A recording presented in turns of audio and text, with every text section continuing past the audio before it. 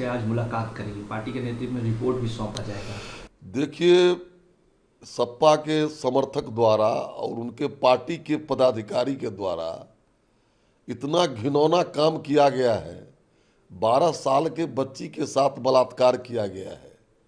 और बलात्कार करने वाला कौन है? जिसको पार्लियामेंट में अवधेश प्रसाद, जो फैजाबाद से सांसद है, जिसके बारे में लोग कहते थे कि अयोध्या के ये राजा हैं, ये चाहे अखिलेश जी हों, और उनका परिचय संसद भवन में राहुल जी ने कराया था। उनके सबसे करीबी शागिर्द के द्वारा जो ये कुकृत किया गया है, और एक भी लाइन कुछ नहीं बोलना, अखिलेश जी के द्वारा जो पहले डीएनए टेस्ट हो फिर कार्रवाई हो, उन लोगों के मानसिकता को दर्शाता है। जो अति पिछड़े परिवार के एक बच्ची के साथ जो ये दुष्कर्म हुआ है, कितनी सहानुभूति ये लोग रखते हैं। देखिए, कुल मिलाकर के इनके अखिलेश जी के पिताजी भी बोले थे एक बार रेप कांड में कि बच्चों से गलतियां हो जाती है। तो ये लोग कुकर्मी के प्रकाष्ठा हैं। ऐसे भी वक्त पर इन लोगों की आत्मा नहीं जगती है तो कब जगेगी? और देश की जनता देख रही है, यूपी में, बिहार में जो हो रहा है सब देख रहा है। लेकिन अखिलेश यादव ने ट्वीट कर कहा है कि जो भी दोषी होंगे उन पर कार्रवाई होगी और कड़े कानून से कार्रवाई होगी। वो तो 2 दिन के बाद बोले हैं। 2 दिन तक तो बकारे नहीं निकला, बोलिए नहीं निकला मुंह से। 2 दिन के बाद बोले हैं अखिलेश जी।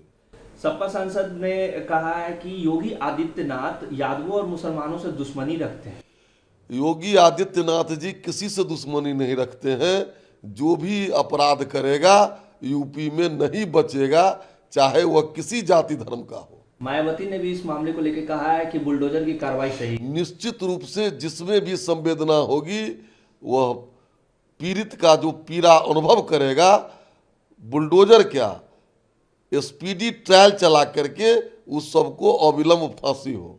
उद्धव ठाकरे ने अमित शाह की औरंगजेब फैन क्लब टिप्पणी पर पावर जिहाद शब्द का प्रयोग किया और पलटवार किया अमित शाह पे कि पावर जिहादी हैं। अब वो तो जो कहें, लेकिन आज बाला साहब ठाकरे की आत्मा रोती होगी कि हमारा पुत्र औरंगजेब गैंग का सदस्य बन गया है। तो उद्धव ठाकरे तो औरंगजेब गैंग के सदस्य हैं, उन पर क्या कहना है? कल सोमवार को आरक्षण के खिलाफ कोर्ट में पिटीशन फाइल करने जा रहे हैं, क्योंकि जो दायरा बढ़ाया गया था 65%, उस पर उन्होंने कहा कि बिहार सरकार अपना पक्ष नहीं रखा, इसलिए कोर्ट ने ये फैसला दिया। देखिए, राजनीतिक कवायद करते हैं।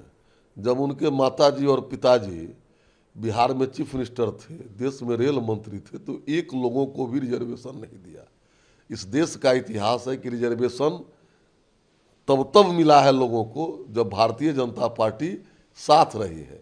चाहे आप बिहार में ही देख लीजिए, जब कर्पूरी जी और जनसंघ जनता पार्टी उन दिनों हुआ करती थी तो लोगों को आरक्षण मिला। फिर नीतीश जी और सुशील कुमार मोदी जी थे तो चाहे पंचायती राज संस्था में रिजर्वेशन मिला। उसके बाद आप देख लीजिए कि लाल कृष्ण आडवाणी जी के नेतृत्व में बीपी सिंह के सरकार में मंडल कमीशन आया, भारतीय जनता पार्टी थी। इन लोगों के द्वारा तो एक व्यक्ति को भी रिजर्वेशन नहीं दिया गया है। ये लोग पारिवारिक लोग हैं, अपने परिवार के उन्नति के सिवा न समाज और देश से कोई मतलब इन लोगों को नहीं है। लेकिन बार बार आप लोग पे आरोप लगाया जाता है, कहते हैं कि आप लोग आरक्षण विरोधी हैं। आप कहने के लिए तो प्रमाण दिखाएंगे ना। हम जितने आपको प्रमाण दिए हैं, उन लोगों को तो कोई भ्रष्टाचार और परिवारवाद और उनकी राजनीति का दिन लद गया है। आप देखेंगे कि बिहार में भी आने वाले 2025 में उसका परिणाम दिखेगा। ये लोग घरियालू आंसू बहाने वाले लोग हैं, घरियाली आंसू बहाते हैं। इन लोगों ने जब पावर था तो समाज के लिए कुछ नहीं किया।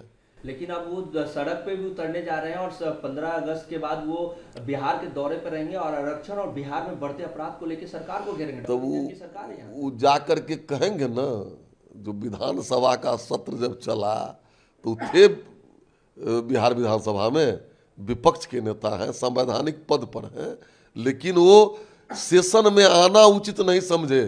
बिहार की जनता ये भी पूछेगी और ये भी देख रही है वो कितने सिंसियर हैं, कितने लोकतंत्र में उनका विश्वास है और समाज के लिए वो कितने करने वाले हैं। ये बिहार की जनता सब देखती है।